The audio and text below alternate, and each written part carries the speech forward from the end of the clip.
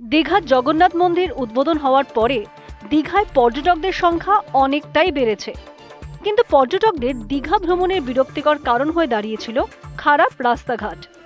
বারবার পর্যটকেরা খারাপ রাস্তাঘাট নিয়ে অভিযোগ করেছিলেন, সমস্যায় পড়েছিলেন হোটেল মালিকরাও।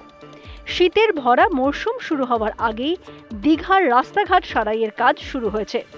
এবার দীঘার রাস্তাঘাট হবে ঝাঁ চকচকে। আগামী ডিসেম্বরে পর্যটনের ভরা মরশুম শুরু হওয়ার আগে সৈকত শহর দীঘার রাস্তাঘাট মেরামত ও সম্প্রসারণের উদ্যোগী হয়েছে ডিএসডিএ।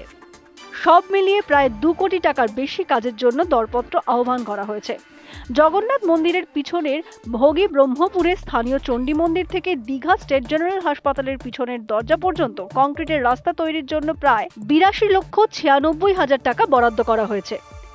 এছাড়াও ওল্ড দীঘায় শিবালয় মন্দির যাওয়ার রাস্তা সংস্কারে 5 লক্ষ টাকা ব্যয় ধার্য হয়েছে।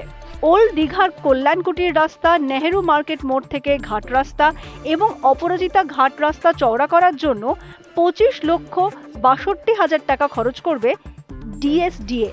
নিউ দীঘায় পিকনিক স্পট থেকে ঢেউসাগর পর্যন্ত রাস্তা চওড়া করতে খরচ হবে 30,52,000 টাকা।